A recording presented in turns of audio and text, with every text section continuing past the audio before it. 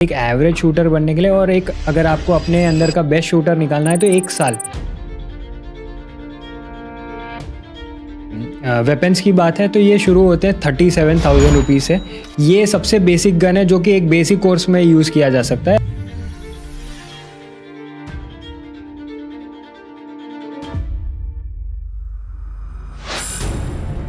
Snatch करोगे तो gun move हो जाएगी। आते हैं गवर्नमेंट जॉब्स में, प्राइवेट सेक्टर भी आजकल स्पोर्ट्स पर्सन को हायर करने में ज़्यादा इंटरेस्टेड है क्योंकि उनको पता है आप स्ट्रेस मैनेज कर सकते हो इजीली।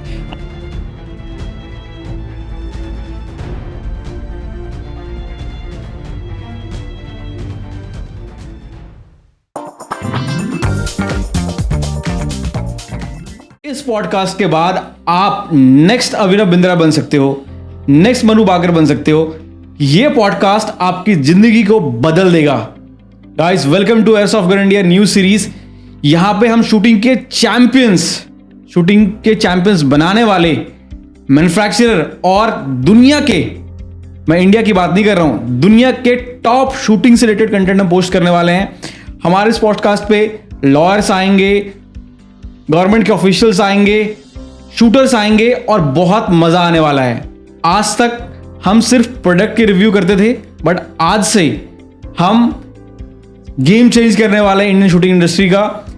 आप और मैं मिल करके शूटिंग के बारे में बहुत कुछ सीखेंगे, बहुत कुछ समझेंगे। आपसे सिर्फ यही रिक्वेस्ट है कि चैनल को सब्सक्राइब कर लें। हमारा चैनल मोनेटाइज नहीं है तो हमें यूट्यूब से एक भी पैसे नहीं आते हैं। हमारे लिए एक्चुअल पैसा है आपका प्यार, आपका सपोर्ट। तो मैं चाहूंगा कि वीडियो पूरा देखें, चैनल को सब्सक्राइब कर लें और फीडबैक देना मत भूलें।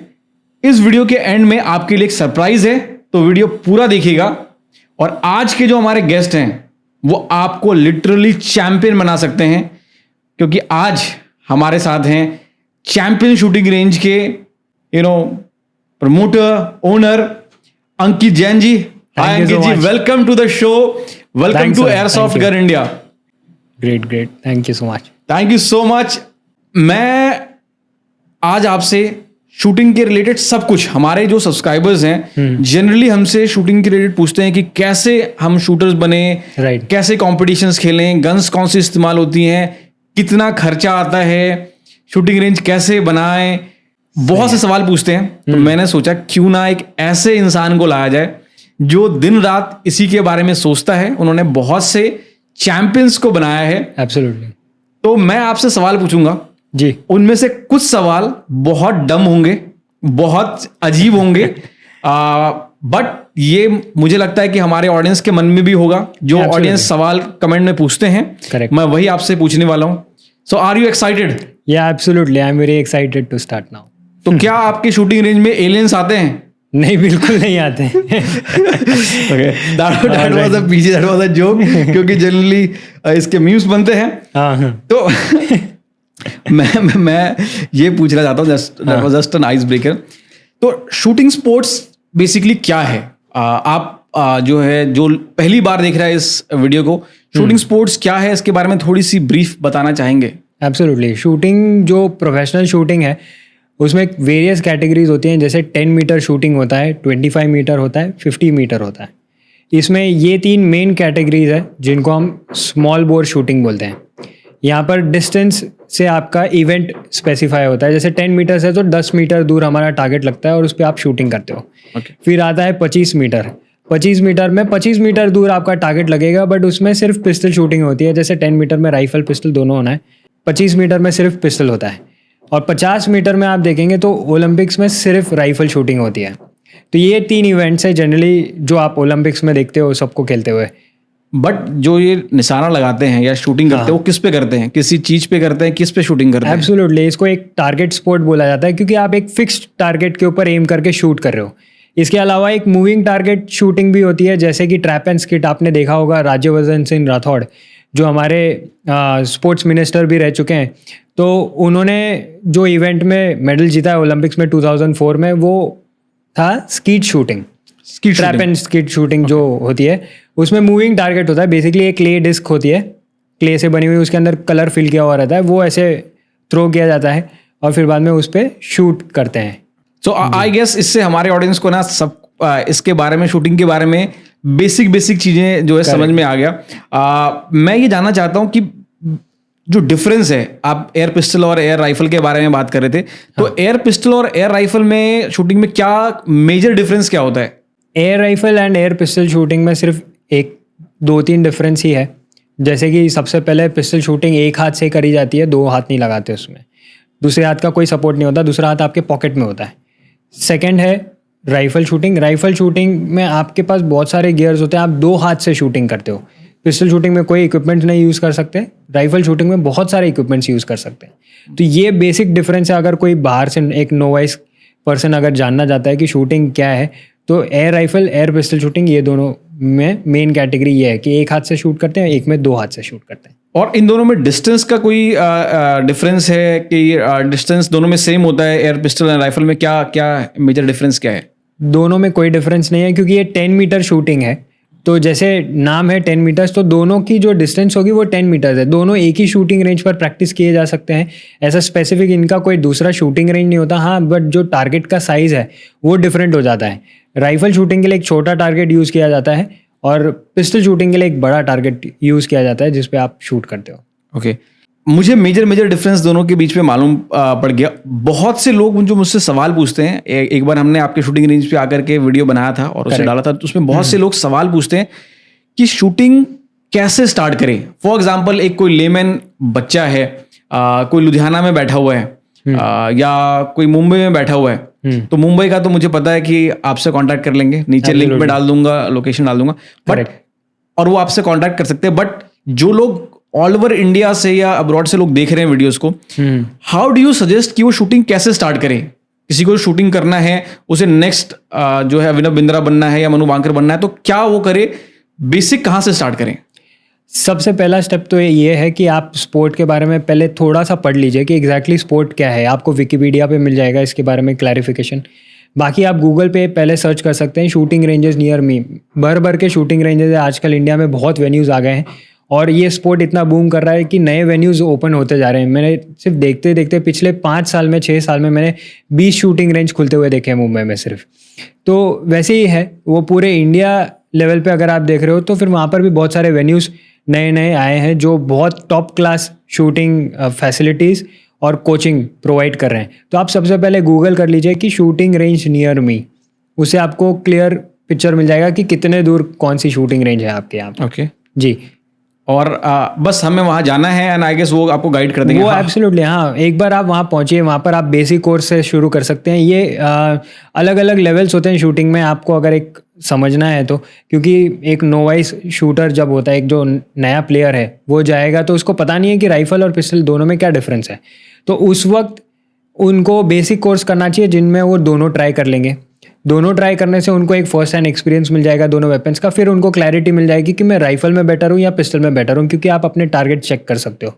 दोनों को कंपेयर कर लीजिए और आपके कोच पे आपको ट्रस्ट करना होगा। आप वो भी आपको कुछ सजेशन देंगे, आपको एक कंक्लूजन बताएंगे कि हमारे तरफ से हम चाहते हैं कि आप राइफल करिए, या फिर हम सजेस्ट करेंगे कि आप पिस्टल करिए। उस हिसाब से आप अपने दोनों का मिला के एक कॉम्बिनेशन, आपका इंक्लिनेशन कहाँ पर है और प्लस कोच का सजेशन क्या है, तो आप दोनों को मिक्स करके थोड़ा एक रिजल्ट पे पहुंच सकते हैं कि आपको राइफल करना है या पिस्टल करना है। फिर बाद में आगे की जर्नी तो ऑब्वियसली आपके शूटिंग रेंज वाले आपको बता देंगे। ओके, जनरली जब हम लोग यूट्यूब पे वीडियोस डालते हैं, अब तक हमारे पास 1 मिलियन से ज़्यादा सब्सक्राइबर हो चुके हैं, तो बहुत से लोग कमेंट करते हैं कि ये जो एयरगन्स आप बेचते हो ये 10,000 रुपए की है, 20,000 रुपए की है या 25,000 रुपए की, 50,000 रुपए की है, इतने में तो असली गन आ जाएगा या तो मैं स्पेशली चाहता था कि किसी प्रोफेशनल को बुला करके सवाल पूछूं। मैं चाहता हूं कि आप हमारे ऑडियंस को बताइए कि जो ये शूटिंग में गन्स इस्तेमाल होते हैं प्रोफेशनल शूटिंग में, वो कितने रुपए से स्टार्ट होते हैं और एंड कितने तक होते हैं? क्योंकि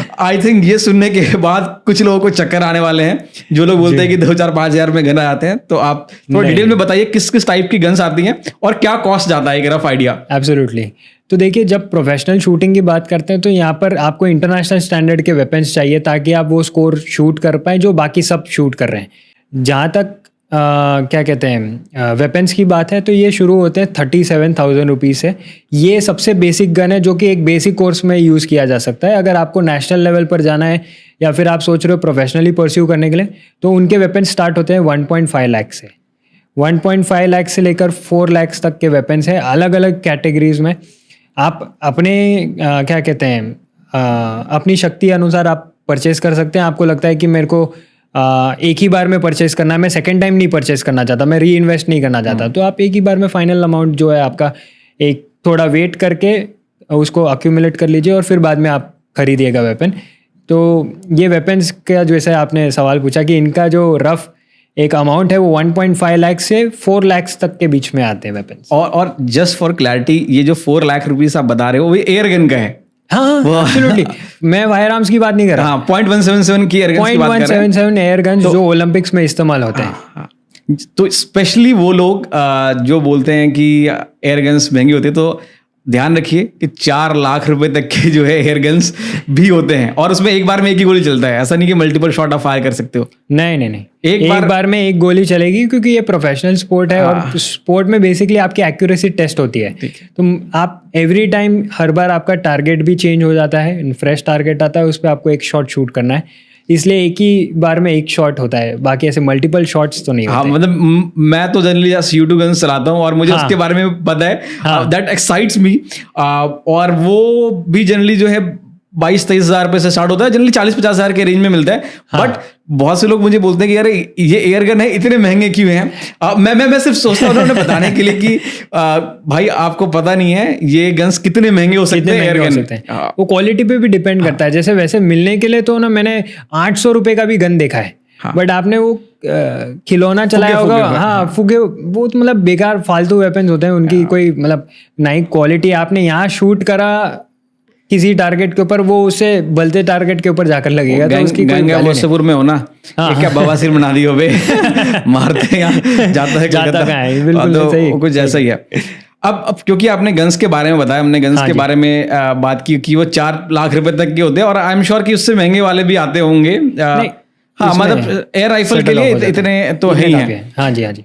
तो मैं चाहता हूँ कि आप थोड़ा सा, आप बता रहे थे कि बहुत सारे गियर्स इस्तेमाल होते हैं शूटिंग में, खास करके एयर राइफल्स में, तो किस किस टाइप के गियर्स होते हैं, उनका एक रफ प्राइस क्या होता है और उनका यूज क्या होता है, ताकि लोगों को मालूम पड़ सके कि शूटिंग में किस किस चीज़ों का इक्विपमेंट का इस्तेमाल होता है। If you can guide us, क्या क्या चीज़ें इस्तेमाल होती हैं? तो सबसे पहले स्टार्ट करते हैं 2 टाइप के इवेंट्स, जैसे मैंने पहले स्पेसिफाई किया था, air rifle and air pistol shooting. Air pistol shooting में कोई स्पेशल गियर्स आप नहीं यूज़ कर सकते बाय रूल, क्योंकि यहाँ पर आप देखोगे तो फिर एक शूज़ होते हैं, पिस्टल शूटिंग के शूज़, ठीक है, वो यूज़ किए जाते हैं जनरली, और एक ब्लाइंडर, आई ब्लाइंडर, कैप, जो कि मतलब सस्ते में मिल जाते हैं आपको, 1000 रुपये के ऊपर की चीज़ें नहीं है ये। और शूज़ अगर आप देख रहे हो तो वो 4-5 हज़ार रुपये के आते हैं, वो आपको मिल जाएंगे। तो ये पिस्टल शूटिंग के इक्विपमेंट्स है। बाकी अगर आप राइफल शूटिंग के इक्विपमेंट्स से की बात करें तो वहाँ पर आपको काफ़ी सारे ऑप्शंस मिलते हैं जो आप यूज़ करके अपने स्कोर को इम्प्रूव कर सकते हो। जैसे कि जैकेट एंड ट्राउज़र सबसे बेसिक है। जैकेट ट्राउज़र में आपका ये पूरा शूटिंग किट होता है, जिसमें आप जैकेट पहनते हो, जो कि कैनवस और लेदर से बनता है। ये आपको स्टिफनेस प्रोवाइड करता है। आपकी बॉडी में जो लेफ्ट राइट स्वे होता है वो एब्सोल्युटली स्टॉप हो जाएगा इसके बाद। फिर आप शू पहनते हैं, शू बेसिकली इंटरलॉक हो जाता है आपके ट्राउज़र के साथ में, ट्राउज़र इंटरलॉक हो जाता है आपके जैकेट के साथ में। तो ये पूरा एक स्टिफनेस, मतलब एक मूर्ति कैसे खड़े हो जाती है वैसे आप खड़े हो जाओगे, उसके बाद में आप स्वे नहीं करोगे, आपकी बॉडी स्वे नहीं करेगी। तो ये एक क्या कहते हैं, बेसिक आइडिया है कि शूटिंग में, राइफल शूटिंग में क्या इक्विपमेंट्स यूज़ करते हैं। अगर इनके प्राइस के बारे में बात करें तो it starts from 16-17,000 and goes up to 60,000 70,000, ठीक है, 1.5 लाख तक भी आता है। ठीक है, स्टार्ट में आप बात कर रहे थे कि आप एक बार जाइए बेसिक शूटिंग स्टार्ट करिए, उसके बाद आप एयर राइफल या एयर पिस्टल आपका कोच आपको बताएगा। तो क्योंकि आपने बहुत से कोचेस को जो है, बहुत से लोगों को कोच किया है, बहुत से आपके स्टूडेंट हैं, तो क्या रीज़न है किसी के पिस्टल चूज़ करने का, क्या रीज़न है किसी के राइफल चूज़ करने का, और क्यों ऐसा आप लोगों को सजेस्ट करते हैं? कोई तो आप उसके अंदर खास बात देखते होंगे, इसको बोलते हैं कि भाई आप राइफल चूज़ करो, या किसी को आप बोलते हैं पिस्टल चूज़ करो, तो क्या डिफरेंस है? आई गेस आप सही गाइड कर पाओगे। एब्सोल्युटली।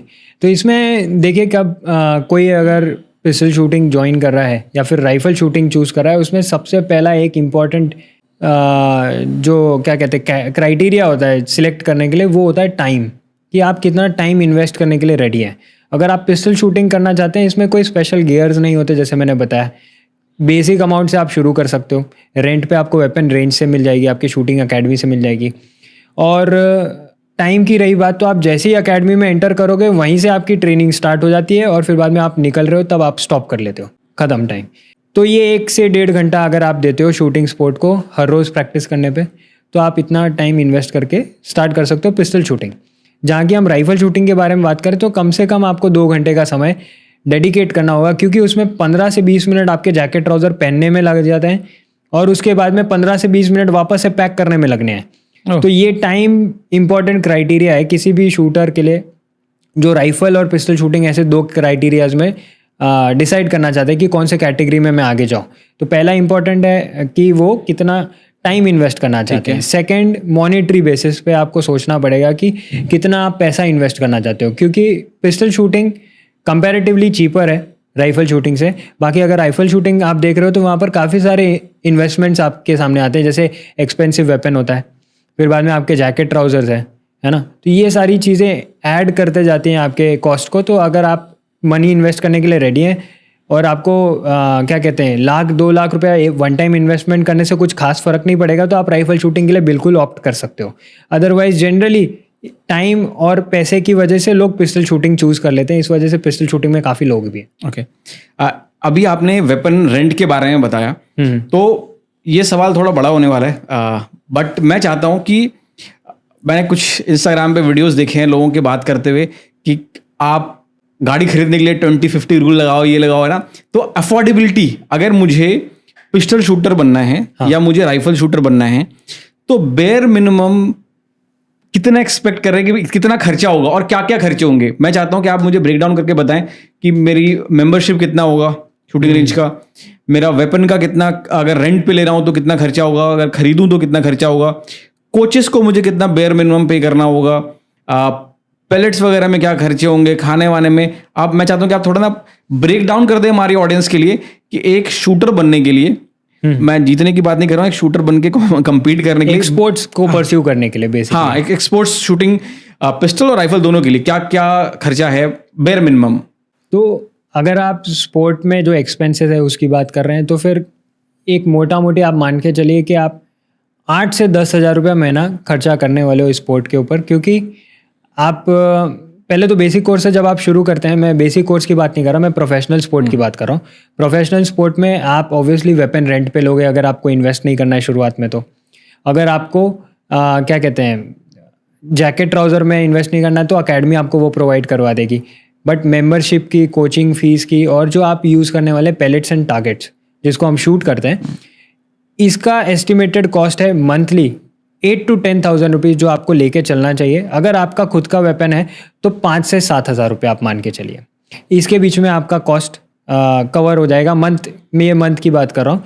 और अगर आप वैसे ईयरली पैकेजेस लेते हैं तो वो सस्ता भी पड़ जाता है। ये सब मतलब क्या कहते हैं पूरे मुंबई रीजन के बेसिकली हिसाब से मैं बता रहा हूँ। अलग अलग जगह की अलग अलग जगह की अलग अलग कॉस्ट। ये सवाल मैंने आपसे इसलिए पूछा क्योंकि ये सवाल मेरे दिल के बड़ा करीब है। जब मैं स्कूल में था तो मैं काफ़ी अच्छे स्कूल में था और मेरे पापा ने मुझे वहाँ डाला हुआ था।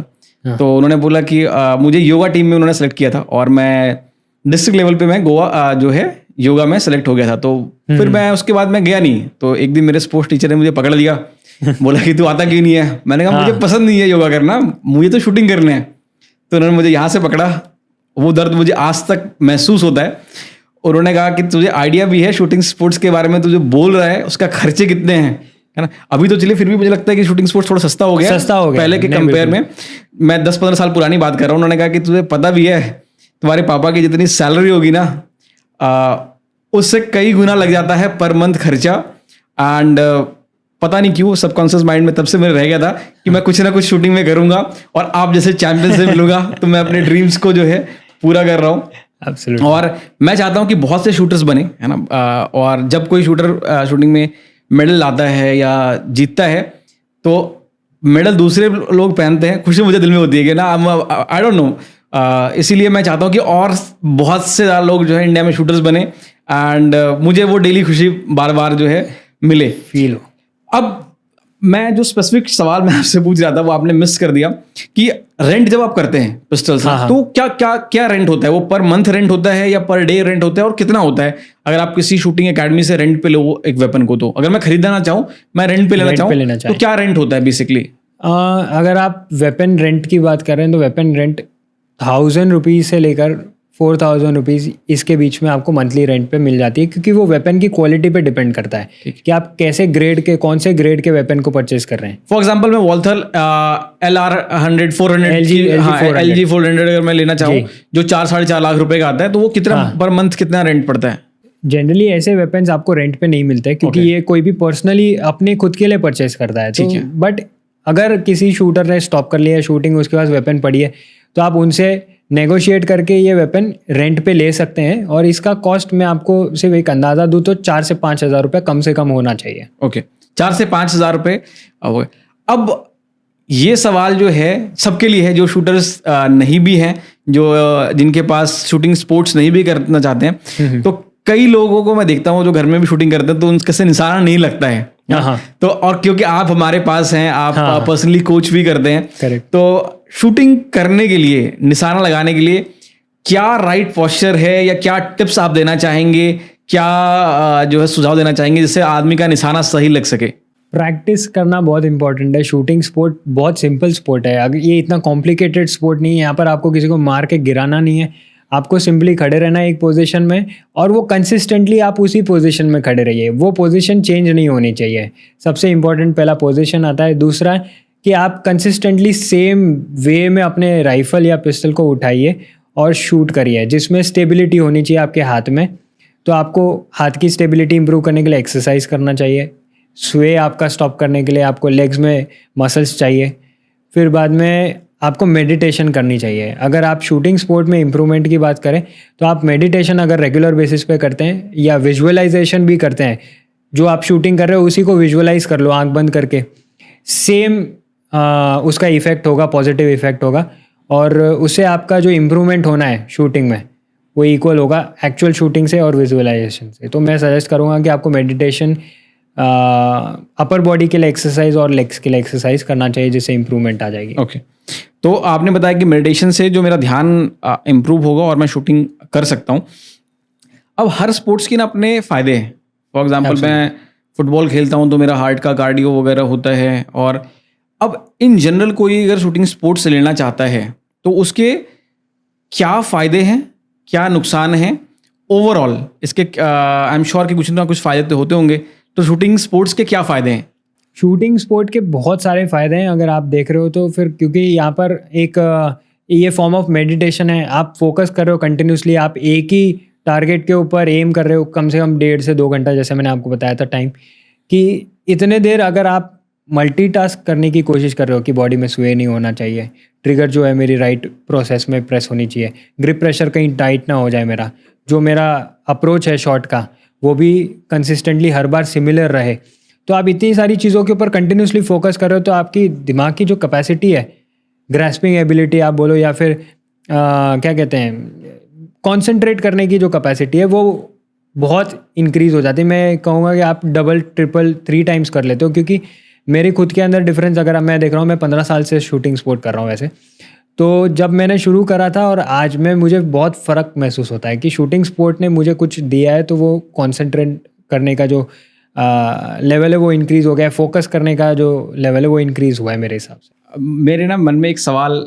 याद आ गया, आपने बोला कि बॉडी हिलना नहीं चाहिए। हाँ। तो हम लोग बॉलीवुड मूवी में ना बहुत सारे सीन देखते हैं कि हीरो कूद रहा है, बंदूक से फायर कर रहा है, इधर फायर कर रहा है, और हर बार उसका निशाना एक्यूरेट लगता है। तो क्या आपको लगता है कि सच में अगर कोई ऐसे बॉडी को मूवमेंट कर करके फायरिंग करेगा तो 2-3 गोलियां एक जगह मार सकता है क्या? ऐसा पॉसिबल है क्या? देखिए, थोड़ा सा डिफ़िकल्ट है, बट जो फील्ड में जो बेसिकली हमारे आर्मी वाले हैं और नेवी वाले हैं, एयरफोर्स वाले हैं, इनकी जो ट्रेनिंग होती है वो मूविंग इसमें ही होती है। आप एक जगह स्टेशनरी खड़े होकर नहीं शूट करते, वहाँ पर ऑब्वियसली आपको बचना भी है और शूट भी करना है सामने वाला। तो उनके लेवल पे अगर आप देख रहे हो तो हाँ, वो ये चीज़ कर सकते हैं, बट शूटर्स ऐसा थोड़ा सा मुश्किल है, क्योंकि यहाँ पर हमको जो शूट करना है, जो एरिया है शूट करने का, वो बहुत छोटा होता है। अगर आप 10 पॉइंट्स को देखेंगे राइफल टारगेट के ऊपर तो वो एक पेंसिल के डॉट जितना होता है और शूटर्स उसी को 60 टाइम शूट करते हैं। तो ये डिफरेंस है, जो आप मूवी में देख रहे हो तो वो एक बड़े टारगेट को शूट कर रहे हैं, क्या एक पूरे इंसान को वो अंदाजे से शूट करते हुए दिखाते हैं, वैसे नहीं होता। बाकी आपको अलाइनमेंट करनी पड़ती है, एम करना होता है, फिर आप शूट करते हो, वो चीज़ वो मिस कर देते हैं। वो सिर्फ ऐसे दिखाते हैं ऐसे काउबॉय की तरह शूट कर रहे हैं, वैसे नहीं होता। तो शूटिंग में जब मैं रेंज पे जाता हूँ तो वहाँ बर्थ जो है ब्रेथ कंट्रोल पे बहुत ज्यादा इम्फेसिस होता है। एब्सोल्युटली। कितना इंपॉर्टेंट है ब्रेथ कंट्रोल शूटिंग के लिए और उसे इम्प्रूव कैसे करें? ब्रीदिंग पे कंट्रोल बहुत इंपॉर्टेंट है। ब्रीदिंग पे अगर आपका कंट्रोल है तो पता चलता है कि इंसान कितना काम है ना। आपकी हार्ट रेट भी उसी के ऊपर डिसाइड होगी कि वो स्टेबल है या नहीं, ठीक है। तो आपको एक क्या कहते हैं शैलो ब्रेथ्स लेने चाहिए। आप डीप ब्रीथ नहीं करेंगे, उठाने से वेपन उठाने से पहले आपको पहले डीप ब्रीथ कर लेना है, फिर बाद में शैलो ब्रेथ लेनी है। बेसिकली शैलो ब्रेथ से मेरा मतलब है कि आप चेस्ट से नहीं पेट से सांस लेंगे, तो उससे आपकी जो बॉडी की मूवमेंट है वो नहीं होगी। जब वो भी आप एम कर रहे हो शूट करने के लिए तो उसमें आपकी बॉडी की मूवमेंट नहीं होती जब आप चेस्ट से सांस नहीं लेते हो। तो पेट से सांस लेना है इसलिए इम्पोर्टेंट। तो ये एक क्या कहते हैं रिदमिक पैटर्न में आपको ब्रीथ करना चाहिए। और एंड में जब आप एब्सोल्युटली एम कर चुके हो टारगेट के ऊपर, आपको भी फाइनली शूट करना है, उस वक्त हम लोग क्या कहते हैं ब्रेथ को थोड़ी देर के लिए स्टॉप कर लेते हैं और वो 7 सेकेंड्स मैक्सिमम हम लोग जो शूट करने से पहले स्टॉप करते हैं। 7 सेकंड आपको 7 सेकेंड सांस रोकते हैं हम जनरली। ओके। शूटिंग में खास करके शूटिंग स्पोर्ट में ट्रिगर कंट्रोल कितना इंपॉर्टेंट है? कई बार मैं जाता हूँ तो कहते हैं आप ट्रिगर पे उंगली पहले मत रखिए जब फायर करना हो। तो how important is trigger control, उसको कैसे इंप्रूव करें? ट्रिगर पे जो कंट्रोल है वो बहुत एब्सोल्युटली 100% इंपॉर्टेंट चीज़ है, क्योंकि वहीं से आपका एग्जीक्यूशन स्टार्ट हो जाता है। जब आप ट्रिगर को प्रेस कर रहे हो तो आपको ध्यान देना होता है कि वो कहीं आप फास्ट स्नैच ना कर लो। स्नैच करोगे तो गन मूव हो जाएगी। तो एक स्लो और कंटिन्यूस प्रेशर अप्लाई करते करते हम शूट करते हैं, जिससे आपकी एक्यूरेसी इंप्रूव हो जाती है। क्योंकि आपने स्नैच नहीं किया तो आपका गन भी मूव नहीं करेगा, उसी स्पॉट पे शूट करोगे आप जिस दर पे आपने एम किया था। इस वजह से ट्रिगर जो प्रेस करने का जो क्या कहते हैं कंट्रोल है वो 100% इंपॉर्टेंट है और उसका डायरेक्ट इम्पैक्ट है आपके शॉट्स पे। Okay, amazing.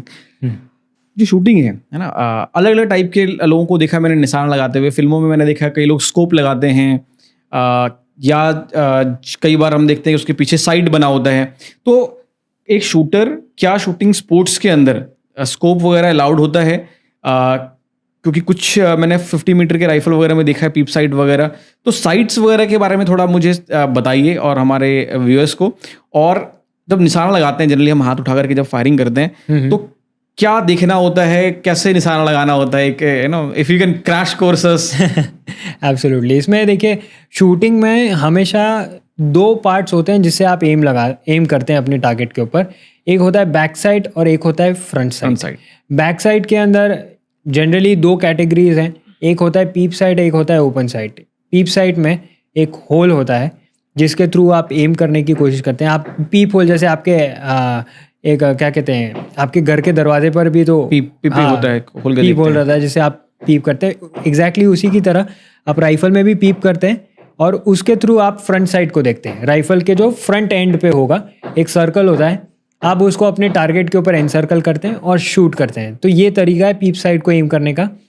और वहीं पे अगर आप देख रहे हैं ओपन साइड के बारे में, तो ओपन साइड में एक स्क्वायर कट होता है जिसके अंदर से आप फ्रंट साइड जो आगे वाले एंड पर एक नीडल होती है उसको आप अलाइन करते हैं एग्जैक्टली स्टम्प्स की तरह। ऐसे तीनों का हाइट जो है वो मैच हो जाना चाहिए, यानी आपका ये फ्रंट साइड है और ये बैक साइड में एक स्क्वायर कट होगा। वो जब अलाइन हो जाता है एग्जैक्टली और आप जहाँ पे भी उसको रखकर शूट करेंगे आपका वो टारगेट पे शूट होगा। तो ये 2 कैटेगरीज है जिसे एम करते हैं हम। ओके, मतलब यू नो मुझे तो लगता है कि फिर ना शूटिंग काफ़ी ना डिफिकल्ट है या आसान, मतलब कितना आसान है? मतलब जैसा आप बता रहे हो ना कि ब्रेथ कंट्रोल करना है, ट्रिगर करना है, मेडिटेशन करना है, और अभी आप बता रहे थे डॉट पे निशाना लगाते हैं टेक्निकली। करेक्ट। तो कई बार जैसे मैं फायर करता हूँ ना तो गोली में मारता हूँ एक पॉइंट पे, कहीं और गोली आता है। तो शूटिंग स्पोर्ट्स कितना मुश्किल है? एक बार जब शूटर एकेडमी में एडमिशन लेता है जनरली आप देखते हो तो कितना टाइम लगता है शूटर का प्रोग्रेस बढ़ने में, और कितने टाइम बाद उनकी जो है ना उनका निशाना अच्छा होता है? मैं बस ये जानना चाहता हूँ कितने दिनों में एक शूटर एक अच्छा शूटर बन जाता है या अच्छा निशाना लगाने लगता है? जी, जनरली कितना टाइम लगता है? तो एक शूटर को अभी वो डिपेंड करता है पर्सन टू पर्सन, उनका कितने एफर्ट्स वो दे रहे हैं शूटिंग स्पोर्ट में, कितना वो शूट करना चाहते हैं एवरीडे, है ना, तो उसके ऊपर इम्प्रूवमेंट डिपेंड करेगा।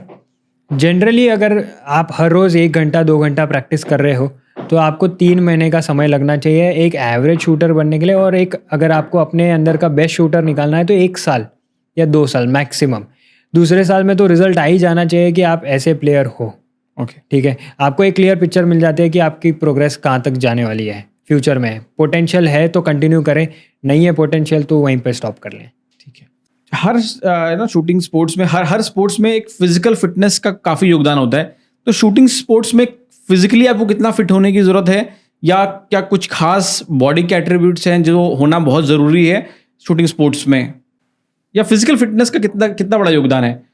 फिजिकल फिटनेस 100% इम्पॉर्टेंट है, क्योंकि एक इंसान जो फिजिकली फिट है वही मेंटली भी फिट होगा। जैसे मैंने बताया एक फॉर्म ऑफ मेडिटेशन है, तो यहाँ पर आपके ब्रेन का बहुत इंपॉर्टेंट रोल होता है। जब वो एक्यूरेटली आप फोकस कर पाते हो, सारी चीज़ों को, सारे नॉट्स को आप परफेक्टली पुल करके रखते हो, तब आप शूट करते हो एक शॉट करेक्टली। और यही आपको 60 टाइम्स करना है, तो आपको समझ रहा होगा कि कितना आपको ध्यान देना है हर छोटी से छोटी चीज़ का। तो अगर आप फिजिकली फिट हैं तो आप मेंटली भी फिट है ऑटोमेटिकली। फिजिकल फिटनेस का डायरेक्ट रिलेशन है मेंटल फिटनेस के साथ, इस वजह से फिजिकल फिटनेस इंपॉर्टेंट है, पहली चीज़। दूसरी चीज़ है ऑब्वियसली आप वो 3 किलो का गन उठाने वाले राइफल, या फिर आप 1.5 किलो का पिस्टल उठाने वाले हैं और उसको कोई एडिशनल सपोर्ट नहीं आपके दूसरे बॉडी पार्ट का, वो बॉडी से दूर आप बैलेंस करने वाले हैं, तो वहाँ पर फिजिकल फिटनेस बहुत इंपॉर्टेंट हो जाती है। आपको एटलीस्ट इतना फिटनेस आपके अंदर होना चाहिए कि आप उसको 60 बार 100 बार उठा के एम करके परफेक्टली स्टेबल कर पाएँ शूट करने के लिए। तो ये फिजिकल फिटनेस बेसिकली चाहिए आपको। एक अजीब सा सवाल, जैसे मैंने बताया कि मैं हर एक वो सवाल पूछूंगा जो कमेंट में लोग करते हैं जी। एक सवाल है कि क्या ये जो शूटिंग का स्पोर्ट है ये सेफ है, और कितना सेफ है, या अनसेफ है तो कितना अनसेफ है? मैंने कोई इंजरी नहीं देखी अभी तक इस स्पोर्ट में। जितने भी लोग शूटिंग कर रहे हैं, इंजरी से मेरा मतलब है किसी इक्विपमेंट से लगकर इंजरी नहीं हुई है।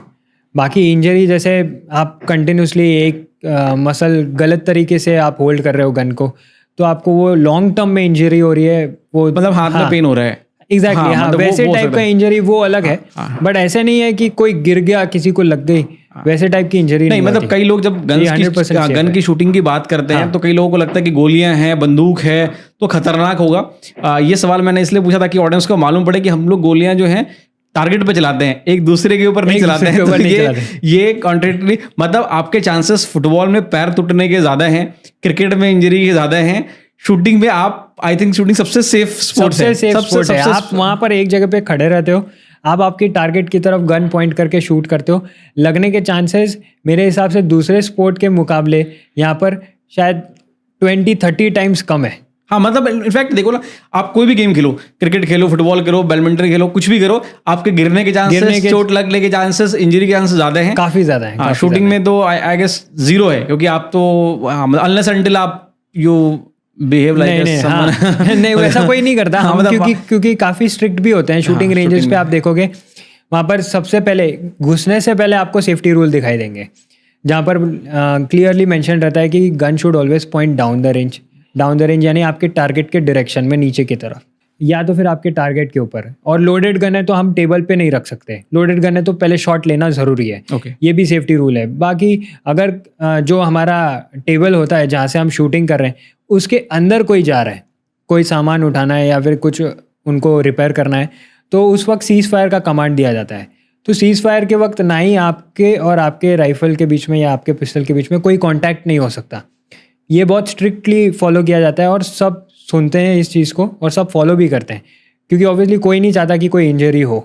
इस वजह से ये एब्सोल्युटली सेफ स्पोर्ट है, तो इसमें आपको फिक्र करने की ज़रूरत नहीं। ओके, अब बहुत से लोगों को ना शूटिंग का बड़ा मज़ा आता है करने में, और कई लोग शूटिंग नहीं जाना पसंद नहीं करते हैं, या कई लोगों के पास घर पे जगह है। हाँ। तो क्या कोई घर पे शूटिंग रेंज सेटअप कर सकता है?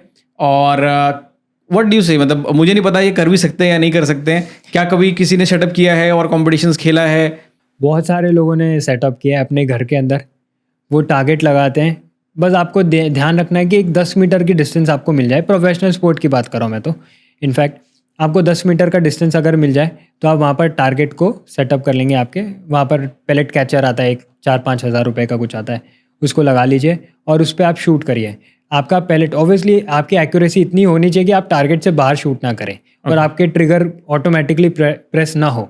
तो ये चीज़ पर ध्यान देना है। बाकी आप अपने घर से भी प्रैक्टिस कर सकते हो। अगर जैसे सौरभ चौधरी हमारे काफ़ी बड़े शूटर हैं, उनका नाम काफ़ी आता है शूटिंग स्पोर्ट में। सौरभ चौधरी को हर कोई जानता है, यूथ ओलंपिक का गोल्ड मेडल जीता है उन्होंने।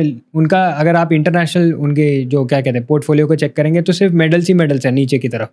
तो वो अपने फार्म पे प्रैक्टिस करते थे 25 मीटर, वो अपने घर में 10 मीटर्स की ट्रेनिंग करते थे। तो वो कोई चैलेंज नहीं, आप घर से भी कर सकते हो बिल्कुल। अमेजिंग। मतलब आदमी चाहे तो अपने घर पे सेटअप करके शूटिंग स्पोर्ट्स को ले सकता है, शुरू कर सकता है। अब ये सवाल ना सबसे इम्पोर्टेंट है, और ये जो भी इस वीडियो को यहाँ तक देख चुका है उसके मन में होगा, वो जानना चाहता होगा। मेरा क्लियर गोल है, मुझे ओलंपिक में मेडल लाना है अपने देश के लिए, अपने लिए।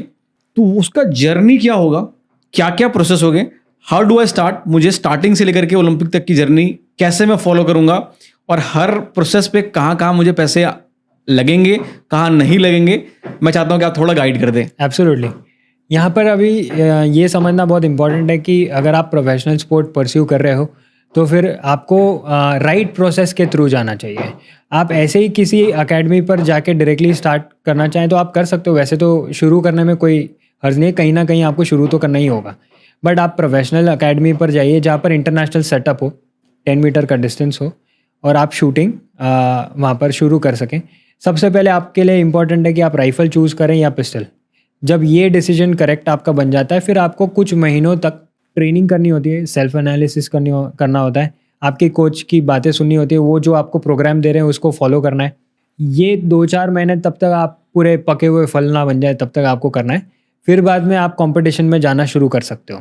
तो सबसे पहले आता है डिस्ट्रिक्ट, फिर आता है स्टेट्स, फिर आता है प्री नेशनल्स और फिर नेशनल्स। ये जर्नी है नेशनल लेवल तक पहुंचने की। इसके आगे के जो कॉम्पिटिशन्स होते हैं वो होते हैं इंडियन स्क्वाड सिलेक्शन ट्रायल्स, और वैसे और भी काफ़ी सारे कॉम्पिटिशन्स होते हैं जैसे मास्टर्स मीट है, नेशनल गेम्स है ना। तो ऐसे काफ़ी सारे और चैम्पियनशिप्स आते हैं बीच में जिसको आप खेल सकते हैं। कुमार सुरेंद्र सिंह शूटिंग चैम्पियनशिप एक और कंपटीशन है जहाँ पर आप पार्टिसिपेट कर सकते हो। ये ऐसे काफ़ी सारे कंपटीशन हैं जो नेशनल लेवल पर आते हैं, जिसमें से बेस्ट आपके सिलेक्टेड मैचेस को एवरेज किया जाता है और फिर बाद में आपका रैंकिंग लगाया जाता है। टॉप 20 शूटर्स का रैंक आता है और उसमें से कुछ शूटर्स को वो स्क्वाड में डालते हैं, और स्क्वाड में आपकी रिगरस ट्रेनिंग होती है 3 महीने के लिए। उसी में आपके मैचेस भी कंडक्ट किए जाते हैं और आपको उसमें से टॉप 4 शूटर्स को सिलेक्ट किया जाता है। जो 4 शूटर होते हैं उनको वो इंटरनेशनल मैचेस में भेजते हैं। वहाँ से इंटरनेशनल मैचेस में जैसे ISSF के वर्ल्ड कप, वर्ल्ड चैम्पियनशिप्स होते हैं, ओपन टूर्नामेंट्स होते हैं काफ़ी सारे इंटरनेशनल लेवल पर, जहाँ पर जाके आप मेडल्स जीतते हैं। एशियन गेम्स है, कॉमनवेल्थ गेम्स है। तो ये सारी जगह पे जाके जब आप मेडल जीतते हो तो आपको लास्ट 2 ईयर में मौका मिलता है कि आप ओलंपिक कोटा विन करें। तो अगर आपने ओलंपिक कोटा विन किया तो बेसिकली इंडिया को कोटा मिलेगा, वो आपको कोटा नहीं मिला है। ठीक है, कोटा आप भले ही विन करो बट आपको वो कोटा नहीं मिलता। ठीक है, वो इंडिया को मिला है। अब इंडिया डिसाइड करेगा कि इस कोटा पर किसको भेजना है। तो दोबारा से फिर सिलेक्शन ट्रायल्स कराए जाते हैं। सिलेक्शन ट्रायल में अगर आप टॉप 3 प्लेयर में आते हैं, जितने भी कोटा होंगे उस कैटेगरी के लिए, जितने भी बेचना क्या कहते हैं उनके लिए कोटा में ऑप्शंस होंगे, तो उतने शूटर्स को वो सिलेक्ट करेंगे। टॉप फर्स्ट सेकंड 2 प्लेयर हैं तो 2 प्लेयर को सिलेक्ट करके वो ओलंपिक्स के लिए भेजते हैं। तो ये जर्नी है स्टार्ट टू एंड तक ओलंपिक्स जाने के लिए। और इसमें कितने साल लग जाते हैं? खाली ओलंपिक को 4 साल लगते हैं। बाकी आपको इंटरनेशनल मेडल के लिए कम से कम 2 साल लगेंगे।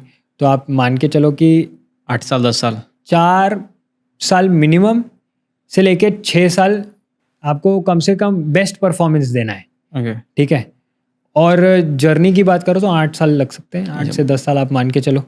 आप अगर आज सोच रहे हो कि मुझे ओलंपिक्स जाना है तो 2032 का ओलंपिक्स प्लान करिए। 2032। अच्छा, कोई एज क्राइटेरिया है कि किस एज में स्टार्ट कर सकते हैं? इसमें कोई एज का कुछ होता है?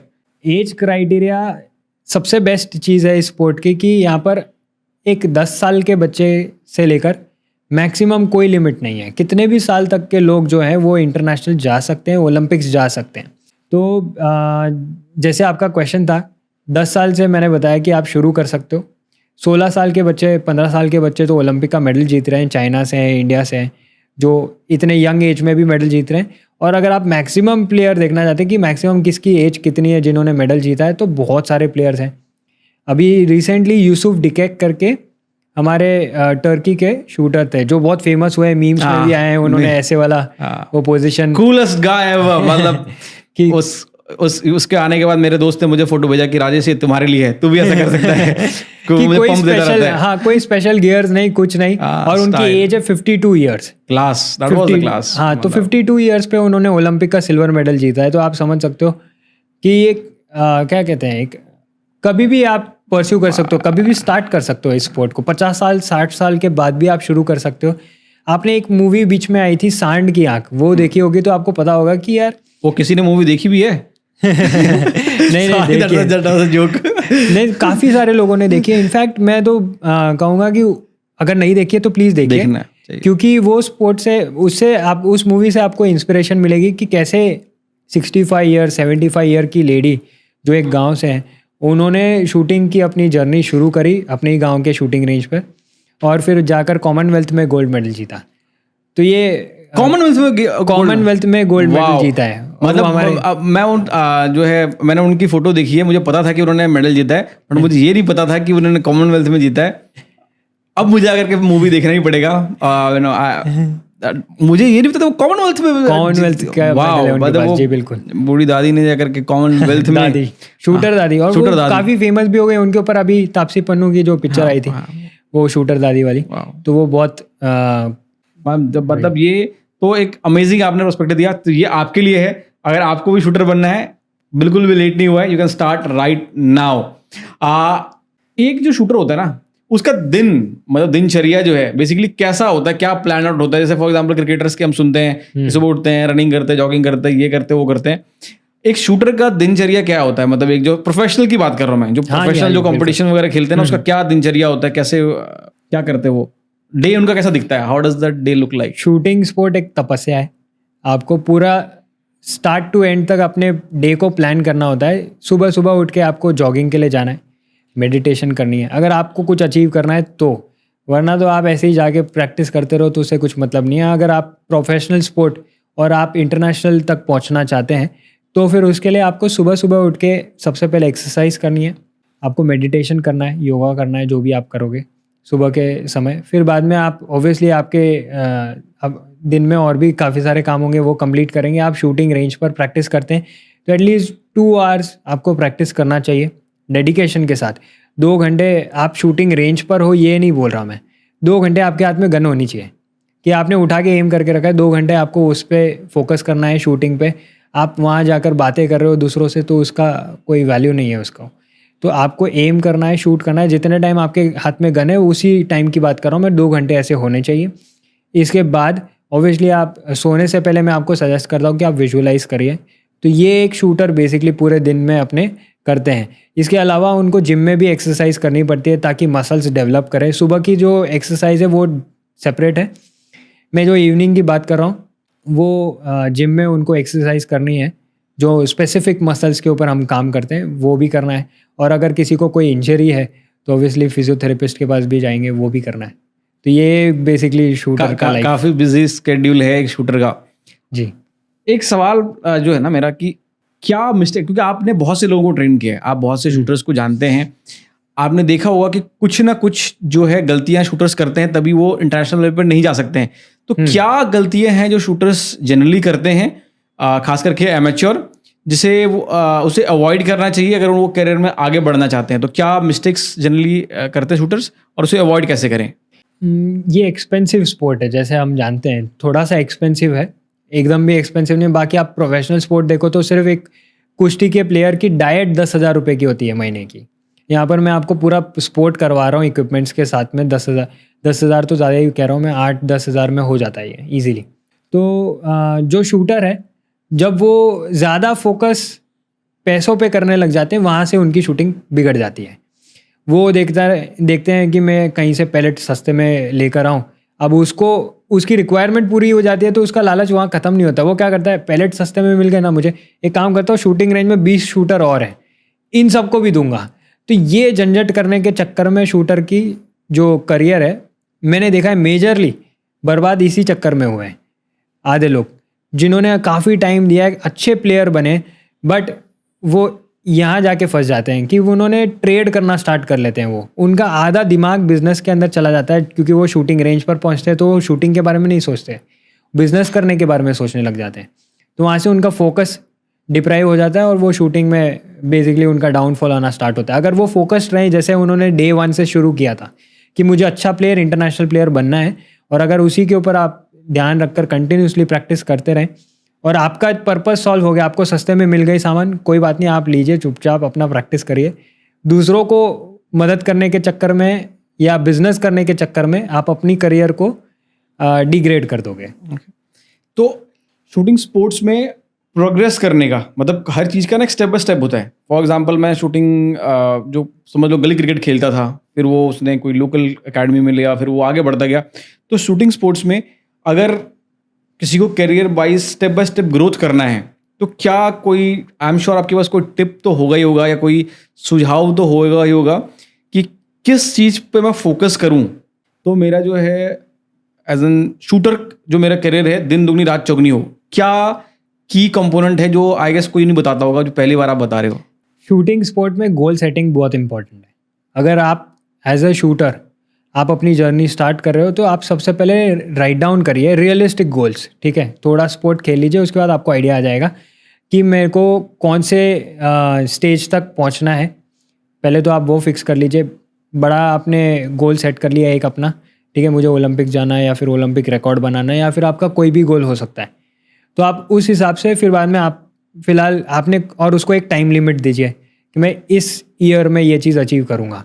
फिर बाद में आप उसको ब्रेक डाउन करिए, फिर आप शॉर्ट टर्म गोल्स बनाइए अपने। अब वो शॉर्ट टर्म गोल्स को अचीव करने के लिए एक सिंपल प्लान वहाँ पर नोट डाउन करिए कि कम से कम इतना तो मैं कर ही लूँगा तो ये चीज़ अचीव हो जाएगी।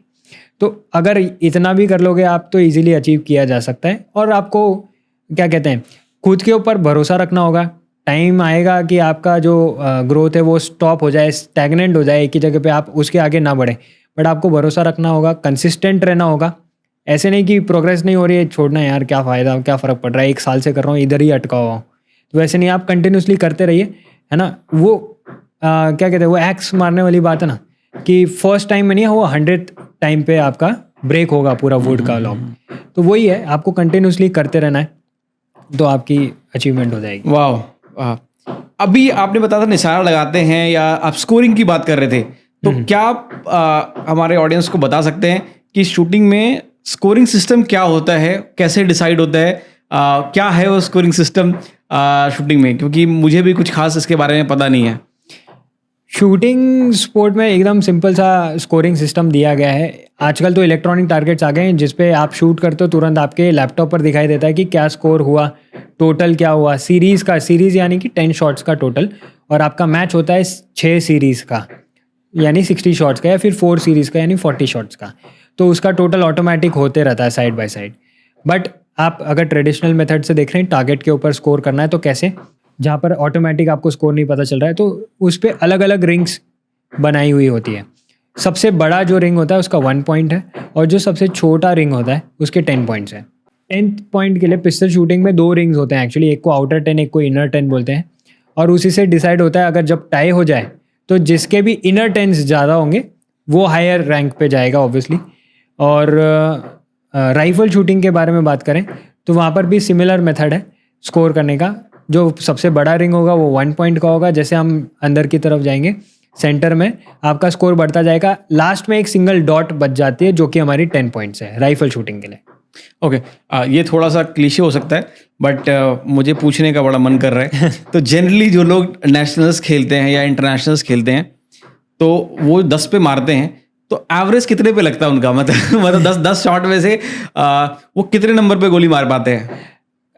ऑब्वियसली वो डिपेंड करता है कौन से लेवल की कंपटीशन चल रहा है। नेशनल्स में समझ लो, इंडिया के नेशनल्स में कोई खेल रहा है तो कितने पे मारते हैं वो? 10 पे मारना हो तो कितने मारते हैं? 10 पे मारते हैं। जो सबसे टॉप लेवल के प्लेयर हैं वो तो 10 on 10 ही शूट करते हैं। मतलब हर बार 10 ही मारते हैं? हर बार 10 ही मारते हैं। अगर राइफल शूटर्स को देख रहे हैं और पिस्टल शूटर्स को देख रहे हैं तो वो रेयर केस में 9 मारते हैं।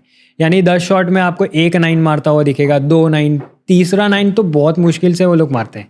मतलब मिस वो एक आधी बार करते हैं, हर बार वो 9-10 पे ही मारते हैं। 10 पे ही मारते हैं और वो 9 भी मारना डिफिकल्ट ही होता है जनरली, है ना। नए शूटर्स के लिए तो 9 मारना भी डिफिकल्ट होता है। वो 9 बहुत मुश्किल से मारते हैं, बाकी वो 10 ही मारते हैं। और 10 में भी डीपर 10 मारते हैं, जो अंदर वाला सर्कल होता है उस पर वो शूट करते हैं।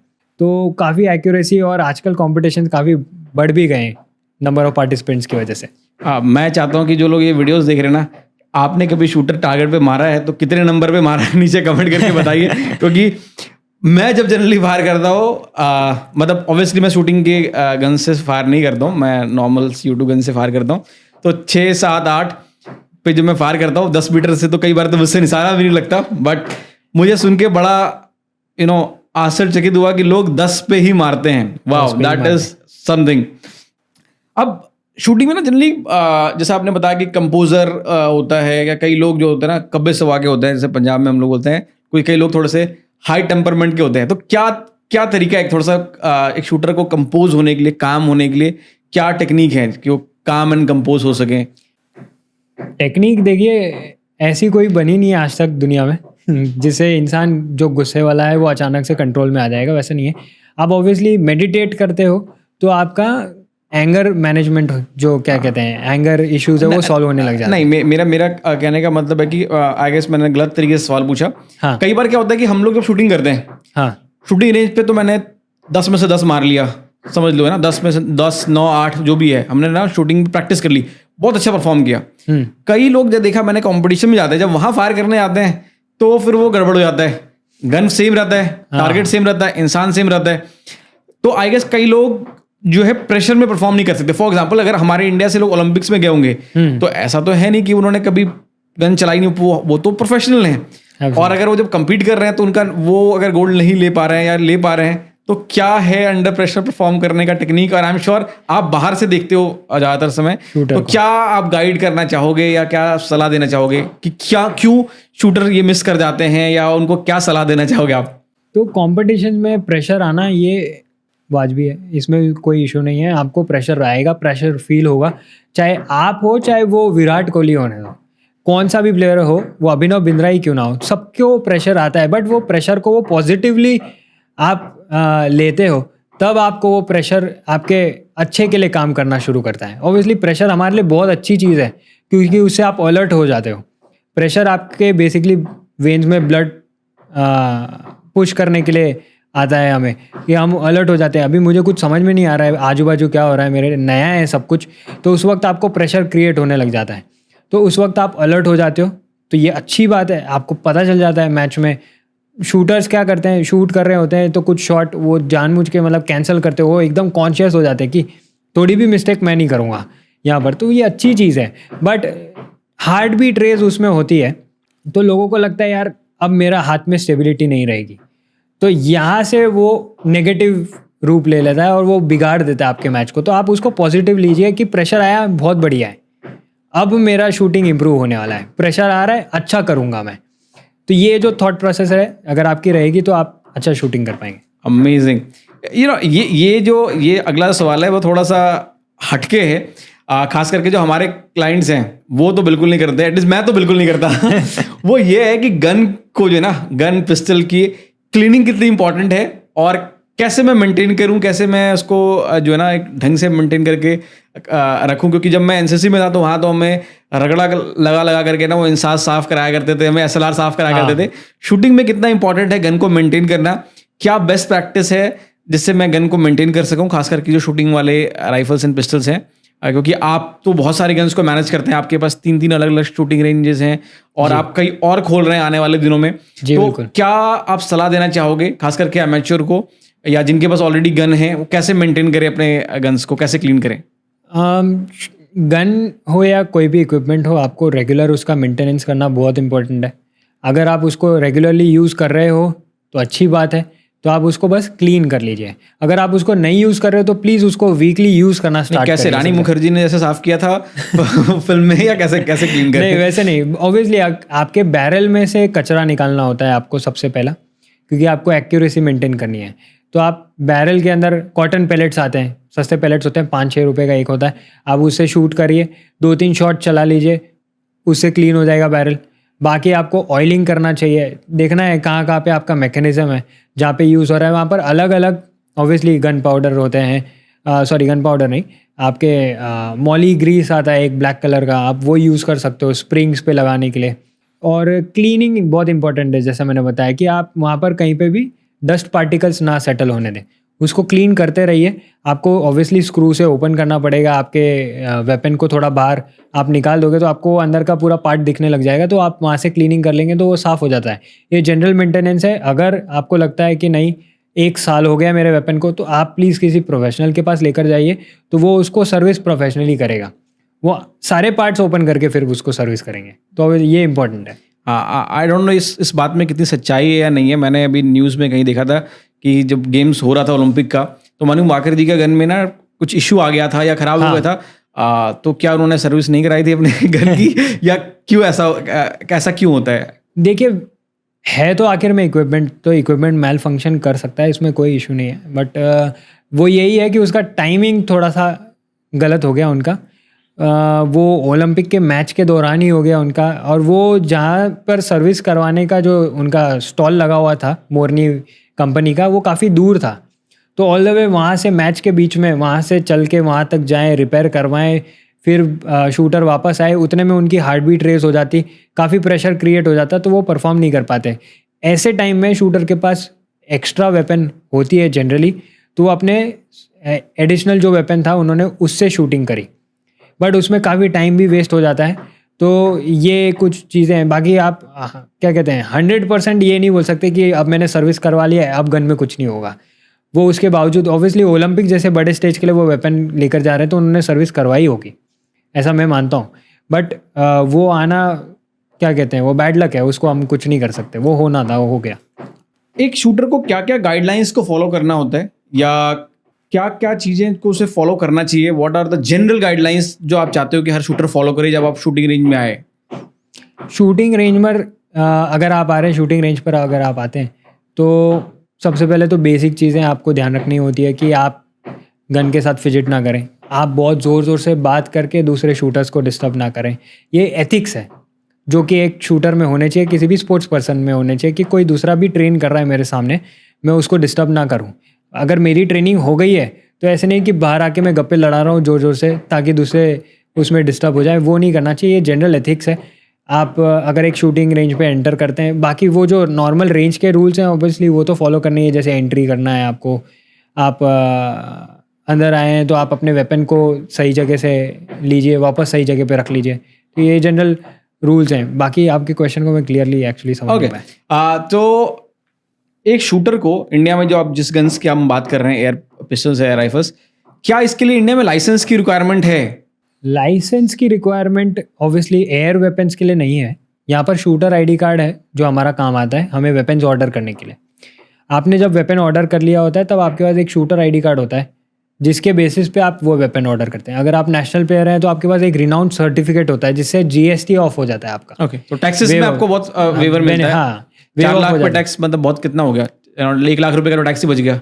आप वो 18% आप टैक्स सोचिए, 18%, 60,000 रुपए के आसपास। जैसे हमारे के लोग 50,000 की खरीदते हैं, उस पर 9,000 रुपए तो टैक्स ही देते हैं। 9,000 टैक्स होता है, एब्सोल्युटली। तो ये जो टैक्स है वो वेव ऑफ हो जाता है जब आप नेशनल लेवल पर प्रोफेशनली आप खेलते हैं। हाँ, जब आप प्रोफेशनली परस्यू करते हैं, नेशनल लेवल तक आप पहुंच चुके हैं, आप रिनाउंड शूटर घोषित हो गए हो, आपके पास वो सर्टिफिकेट आता है NRAI से, नेशनल राइफल एसोसिएशन से, तब आपको ये GST वेव ऑफ होता है। पहले नहीं होता, पहले आप पे करते हो।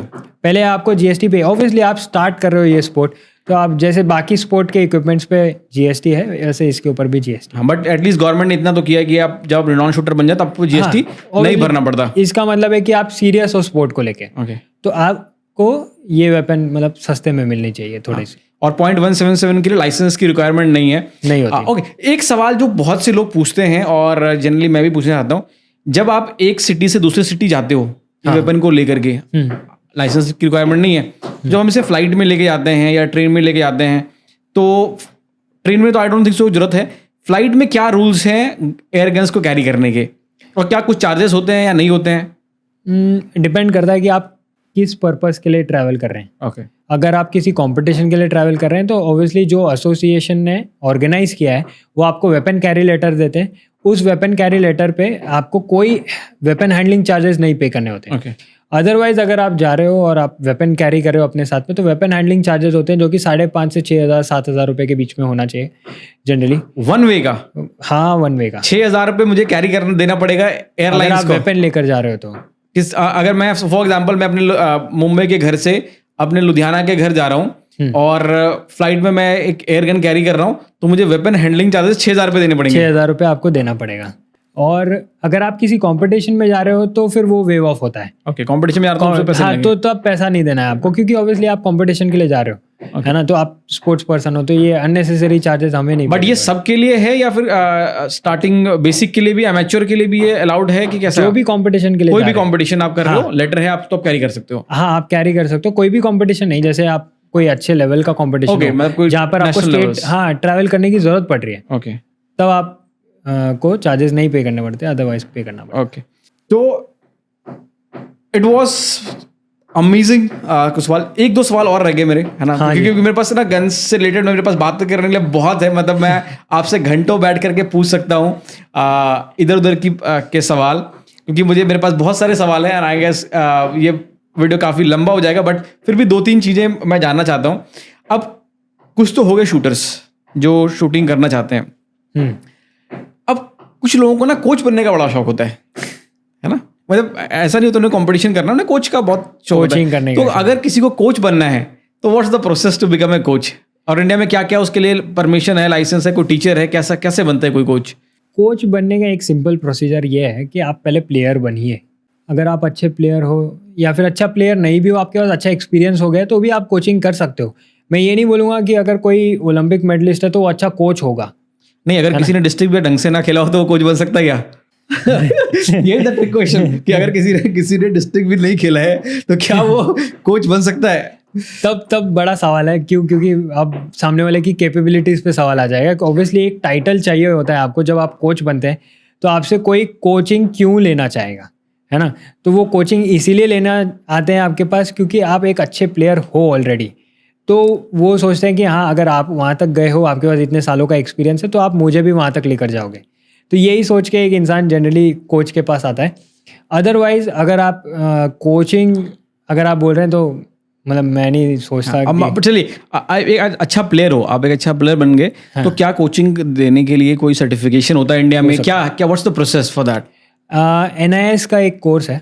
NIS उसका फुल फॉर्म क्या होता है? नेता सुभाष चंद्र जी का एक NIS यानी कि नेशनल इंस्टीट्यूट ऑफ स्पोर्ट्स। अच्छा, नेशनल इंस्टीट्यूट ऑफ स्पोर्ट्स, तो उनका एक कोर्स है? उनका एक कोर्स है जो कि क्या कहते हैं, साई में ऑर्गेनाइज किया जाता है, साई के थ्रू।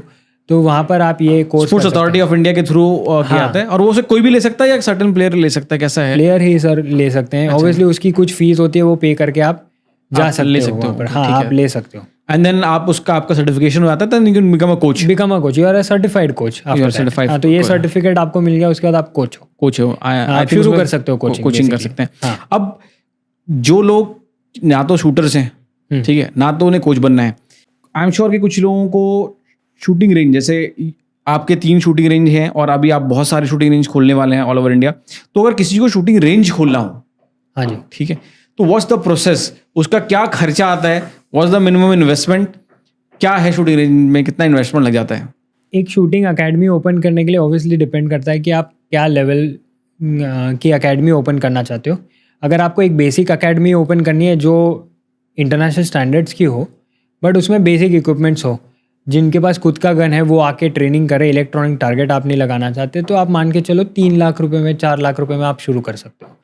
बट अगर आप प्रोफेशनल अकेडमी ओपन करना चाहते हैं with proper professional equipments, AC shooting academy बनानी है आपको, है ना, जो सारे रूल्स के साथ कंप्लायंट है, तो मैं मानता हूँ कि कम से कम 10 से 15 लाख रुपया तो कहीं नहीं गया। आपको इतनी इतना इन्वेस्टमेंट मिनिमम आपको पे करना पड़ेगा, और ग्रेजुअली जैसे जैसे आप इंक्रीज आगे बढ़ेंगे आपको और इन्वेस्टमेंट करना होगा, जो कि मैं मानता हूँ 25 से 30 लाख रुपए तक जाएगा कम से कम। और अगर आप शुरुआत में ही प्रोफेशनल अकेडमी खोल रहे हैं तो आप मान के चलिए 30 से 40 लाख रुपए आपको इन्वेस्ट करना होगा इस चीज़। ये तो आपने कम से कम 40 लाख रुपए बताया अगर एक प्रोफेशनली खोलना होगा। और क्या इसमें पैसे बचते भी हैं? व्हाट्स द मतलब क्या है, मतलब इसमें पैसे बनते हैं, रेवेन्यू आता है, आरओआई है कुछ इन इंडिया? मतलब ये मैं इसलिए पूछ रहा हूँ ताकि बहुत से लोग हो सकता है किसी को आपकी फ्रेंचाइजी लेने में इंटरेस्ट हो सकता है किसी को उनके एरिया में ना हो, जैसे मुझे शूटिंग का बड़ा क्रेज़ है, तो हो सकता है किसी का चाइल्डहुड ड्रीम हो और वो शूटर ना बन सका हो, उन्हें अगर खोलना हो तो ताकि एक थोड़ा सा एक होता ना आइडिया कि इसमें कुछ रिटर्न भी है या नहीं है, क्या है व्हाट्स द और क्या क्या फ्यूचर है इंडिया में स्पोर्ट्स का? शूटिंग स्पोर्ट एक ऐसा स्पोर्ट है जो कि बहुत बूम करेगा आने वाले सालों में, अभी भी ऑलरेडी कर ही रहा है। अभी 3 तो मेडल आए हैं हमारे पास ओलंपिक्स के 2024 में। तो आने वाले कुछ सालों में मेरे हिसाब से शूटिंग स्पोर्ट बहुत मतलब one of the best sports होगा।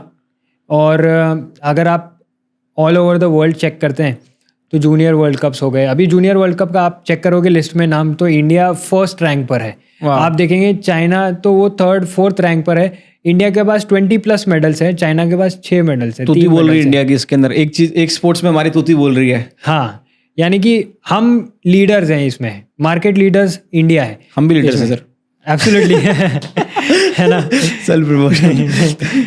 तो यहाँ पर अगर आप देख रहे हैं इंडिया स्पोर्ट में, शूटिंग स्पोर्ट में लीडर है। यहाँ पर बेस्ट इक्विपमेंट्स बनते हैं, कपापी जैसे ब्रांड्स हैं यहाँ पर, परफेक्ट एंड काफ़ी सारे ब्रांड्स हैं जो अपने इक्विपमेंट्स यहाँ पर बनाते हैं। जो शूटिंग के किट हैं वो यहाँ बनाते हैं और all over the world sell करते हैं, 160+ कंट्रीज़ में सेल करते हैं। और सारे ओलंपियन जब आप ओलंपिक पोडियम पे भी देखेंगे तो उनमें से ही जो भी प्लेयर्स हैं वो जनरली यही यूज़ करें, इनके इक्विपमेंट्स यूज़ कर रहे हैं। तो अच्छे इक्विपमेंट्स मिलते हैं यहाँ पर, अच्छे कोचिंग मिल जाती है इजीली, और अच्छे प्लेयर्स यहाँ पर इंडिया में हैं। हाँ, प्लेयर्स का तो मैं 100% गारंटी दे सकता हूँ कि इंडिया में प्लेयर्स हैं। मैं जनरली लोगों को ये जो है ना जोक में बोलता हूँ कि इंडिया में तो ऐसे ऐसे लोग हैं जो जमीन से पत्थर उठा करके जो है लाइट का बल्ब तोड़ सकते हैं। तो राइफल से तो वो क्या ना कर सके। आई एम श्योर इंडिया में जो शूटिंग स्पोर्ट्स है वो बूम पे है ना, बूम। तो अब जनरली जो लोग एक सवाल पूछते हैं ना, या खास करके माँ बाप पूछते हैं कि भाई तुझे कुछ कर रहा है, इसका कुछ रिटर्न भी है क्या प्लेयर्स को, मतलब कुछ इससे मिलने वाला है, तेरा घर चलेगा, पैसे हैं, या कोई गवर्नमेंट की तरफ से कुछ सब्सिडीज हैं, ग्रांट है, या कुछ ऐसा स्कीम्स हैं, कुछ है शूटर्स के लिए, या व्हाट आर द मतलब कैरियर ऑप्शंस क्या हैं? मतलब जैसे फॉर एग्जांपल इंडिया है, इंडिया में तो क्रिकेट आप जानते हो, आपने आईपीएल खेल लिया, आपने रणजी ट्रॉफी खेल लिया, आपको थोड़े थोड़े पैसे मिलने लग जाते हैं। शूटिंग में क्या है, इतनी अगर मैं मेहनत कर रहा हूँ, इतने पैसे खर्च कर रहा हूँ, तो कुछ है इसमें कुछ कैरियर वाइज? एब्सोल्युटली, आपके लिए बहुत कुछ है। अगर आप सोच रहे हो कि आप फाइनेंशियली स्टेबल हो जाएं स्पोर्ट में, तो ये हो सकता है। आपको स्मार्टली काम करना होगा उसके लिए। बहुत सारे अपॉर्चुनिटीज़ आते हैं गवर्नमेंट जॉब्स में। प्राइवेट सेक्टर भी आजकल स्पोर्ट्स पर्सन को हायर करने में ज़्यादा इंटरेस्टेड है, क्योंकि उनको पता है आप स्ट्रेस मैनेज कर सकते हो इजीली, आप टाइम मैनेज कर सकते हो। तो ये एक प्लस पॉइंट होता है उनके लिए। उनको पता है ये इंसान दौड़ दौड़ के काम कर लेगा मेरा पूरा, है ना, और ये ईमानदार भी होते हैं, है ना। तो स्पोर्ट वाले लोगों को हायर करने में लोग इंटरेस्टेड हैं, कंपनीज, बड़ी बड़ी कंपनीज इंटरेस्टेड हैं। और उनके लिए आप स्पोर्ट खेलते हो, जब गवर्नमेंट जो क्या कहते हैं कंपनीज हैं, उनके लिए आप स्पोर्ट खेलते हो, तो वो आपको जॉब करने भी नहीं बोलते हैं। आप जॉब पे भी मत आइए, आप सिर्फ ये स्पोर्ट इनके नाम से खेलिए, आपको सैलरी मिलती रहेगी। इसको हम ऑनरेरी पोस्ट बोलते हैं।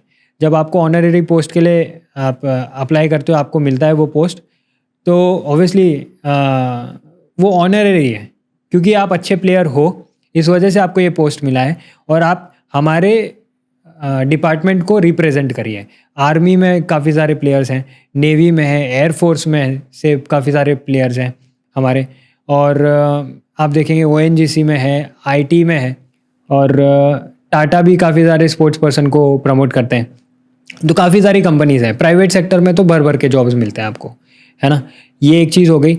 बाकी आप देखें कि आप अगर अच्छे प्लेयर बन जाते हो तो आपको ब्रांड स्पॉन्सर कर लेते हैं, आपके कुछ खर्चे नहीं होते, आपको ब्रांड स्पॉन्सर करने को रेडी है। बड़े बड़े क्लब्स हैं जो आपको स्पॉन्सर करने को रेडी होते हैं। साई के थ्रू एक स्कीम निकली हुई है खेलो इंडिया के अंडर, टॉप्स यानी कि टारगेट ओलंपिक पोडियम स्कीम। इसके थ्रू भी आपको लाखों रुपए मिल रहे हैं आजकल लोगों को। मतलब अगर आप खाली सर्च करिए कितने फंड्स एलोकेट किए हैं टॉप स्कीम के अंडर किस प्लेयर को, तो सारे स्पोर्ट के आपको लिस्ट मिल जाएगी किसको कितना पैसा मिला है, करोड़ों रुपए में भी मिले हैं लोगों को। तो ये फाइनेंशियली आपको स्टेबल बनाने वाला स्पोर्ट है। हाँ, स्टार्टिंग में आपको ऑब्वियसली ग्रास रूट लेवल पे आप जब स्टार्ट कर रहे हो, आपने कुछ अचीव नहीं किया तो आपको कोई पैसे मिलते नहीं यहाँ पर, ना ही कोई सब्सिडी यहाँ पर प्रोवाइडेड है ना। बट आगे जाके अगर आप अच्छा करते हो तो आपको बहुत बहुत बहुत सारे अपॉर्चुनिटीज़, आप ट्रेड करना स्टार्ट कर सकते हो इक्विपमेंट्स में, आप अपनी अकेडमी सेटअप कर सकते हो। अगर आपके पास मान लीजिए आप अच्छे लेवल तक नहीं जा पाए बट आपके पास ज़बरदस्त एक्सपीरियंस हो गया तो आप अपनी खुद की अकेडमी खोल लीजिए, कोचिंग क्लासेस खोल लीजिए, आप कोच बन सकते हैं, आप ऑफिशियल बन सकते हैं, है ना। ऑफिशियल यानी कि जो मैच में अथॉरिटीज़ होती हैं उनको भी तो सर्टिफिकेट चाहिए होता है कि सर्टिफाइड लोग रहें मैच में, ताकि कोई क्या कहते हैं हमारा जो मिस्टेक ना हो। हाँ, जो उसको अरेंज करा है, आई थिंक जो रेफरी कह सकते हैं, कोचेस कह सकते हैं, वो सर्टिफाइड हो, बहुत सी चीजें हैं। एंड आई थिंक ये काफी ज्यादा बूमिंग है। अगर आप किसी भी स्पोर्ट्स में ध्यान दो अच्छे से डेडिकेट होकर के, इफ यू आर पैशनेट, जो है ये बहुत बूम करने वाला है। एंड मेरा पर्सनल जो एक मानना है, I want to make shooting बहुत ग्लैमरस, क्योंकि मुझे लगता है कि शूटिंग जो है इट्स अ रॉयल स्पोर्ट और इससे अच्छा ग्लैमरस कोई स्पोर्ट्स हो नहीं सकता। काफी सेफ स्पोर्ट है, काफी मजा आता है इसको खेल करके। हमेशा से एक जो है एक अलग टाइप की वाइब है, अलग टाइप की एनर्जी है। थैंक यू सो मच, आपने इतना कीमती समय मुझे दिया। मैं ऑडियंस को बताना चाहता हूं, खास करके अगर आप मुंबई में हैं और अगर आपको शूटिंग करना है, नीचे मैं चैंपियन शूटिंग रेंज का कॉन्टैक्ट नंबर दे दूंगा, लिंक दे दूंगा, आप सर से मिलिए। सर जो है, जो इन्होंने बताया ये सिर्फ सरफेस का था, ये जो सवाल है वो सिर्फ मैं जो पूछ रहा था इनका जवाब दे रहे थे सर मतलब इज अ गोल्ड माइन, मतलब आप इनसे जितना ले सको उतना कम है। एंड अगर आप सच में थोड़ा सा भी शूटिंग के लिए इंटरेस्टेड हो, he is the right guy, he will आपको गाइड करेंगे। अगर आपको अकेडमी खोलना है, अगर आपको कोच बनना है या कुछ भी करना है, champion shooting range Ankit Jain ji. And is such a nice person कि जब भी मैंने इनसे बात करना चाहा, रिक्वेस्ट करना चाहा, he was the first guy. And thank you so much sir कि आपने इतना समय दिया हम लोगों के लिए। Thanks and once again thank you so much for coming. Thanks for inviting. Thank you. अगर आपको ये एपिसोड अच्छा लगा तो ऐसे बहुत सारे एपिसोड आने वाले हैं, बट उसके लिए बहुत इंपॉर्टेंट है कि आप इस वीडियो को पूरा देखा। अगर आपने पूरा देखा है एंड इफ यू वांट कि मैं अंकित सर के साथ जो है एक वर्कशॉप अरेंज करूं या एक ट्रेनिंग एकेडमी का एक दिन का वर्कशॉप कर लिया जाए जहां पे आप आकर के ट्रेनिंग करना चाहें, तो नीचे मैं एक सर्वे लिंक भी डाल दूंगा। मैं चाहता हूं कि आप उस सर्वे लिंक पे क्लिक करें, अपने डिटेल्स फिल करें। अगर लोग इंटरेस्टेड होंगे, अगर आप चाहेंगे कि हम लोग एक दिन का वर्कशॉप अरेंज करें, तो हम फिर आपको कॉन्टैक्ट करेंगे। बट ये मैंने एंड में इसलिए बताया है ताकि जो लोग सच में शूटिंग में इंटरेस्टेड हैं वो वही इस वीडियो के एंड तक आए हों। आगे के एपिसोड में, आगे की सीरीज में बहुत मज़ा आने वाला है, बहुत अमेजिंग गेस्ट आने वाले हैं। आप भी सजेस्ट करिए कि किस टाइप के गेस्ट को हम बुलाएं, किन किन को बुलाएं, उन्हें भी टैग करिए, उन्हें भी वीडियो शेयर करिए, हेल्प करिए। अगर आप कोई शूटिंग के प्लेयर हैं, अगर आपने इससे देखा है, अगर आप कुछ वैल्यू ऐड करना चाहते हैं हमारी कंपनी में, हमारे इस यूट्यूब चैनल पे, तो प्लीज़ airsoftgunindia@gmail.com पे हमें कांटेक्ट कर सकते हैं। नीचे डिस्क्रिप्शन में भी डिटेल दिया होगा। और बाई चांस अगर आपको CO2 एयरगन्स या वो सब चीज़ें आपको पता ही हैं, वो आप हमारे वेबसाइट airsoftgunindia पे जाके चेक कर सकते हैं। थैंक यू सो मच इतना समय देने के लिए। I will see you in the next video. Bye.